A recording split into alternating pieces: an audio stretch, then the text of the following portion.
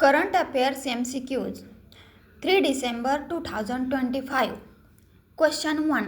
भारत ने 3 दिसंबर 2025 को किस देश के साथ ग्रीन मोबिलिटी कॉरिडोर समझौता किया?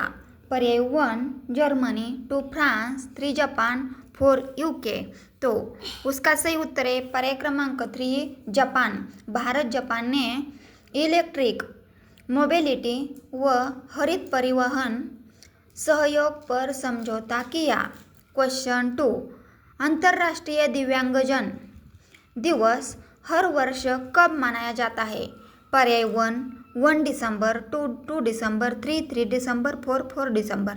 तो उसका सही उत्तर है पर्याय क्रमांक 3 दिसंबर। यह दिवस संयुक्त राष्ट्र द्वारा 1992 से मनाया जा रहा है। क्वेश्चन 3 दिसंबर 2025 को किस भारतीय राज्य ने AI आधारित आपदा चेतावनी प्रणाली लॉन्च की? पर्याय 1 तमिलनाडु, 2 ओडिशा, 3 केरल, 4 असम। उत्तर है पर्याय क्रमांक 2 ओडिशा। ओडिशा ने तटीय आपदाओं के लिए AI चेतावनी प्रणाली शुरू की। क्वेश्चन 4।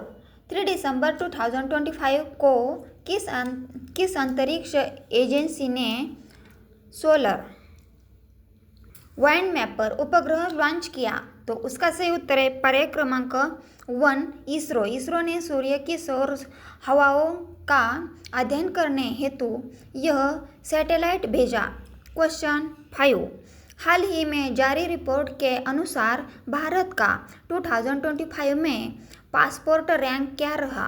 पर्याय 1 62, 2 74, 3 18, 4 59। तो उसका सही उत्तर है पर्याय क्रमांक 4 59। भारतीय पासपोर्ट की वैश्विक रैंकिंग बेहतर हुई। क्वेश्चन 6। 3 दिसंबर 2025 को किस खिलाड़ी ने ICC T20 player of the year का पुरस्कार जीता? तो उसका सही उत्तर है पर्याय क्रमांक 1 सूर्य कुमार यादव। क्वेश्चन 7।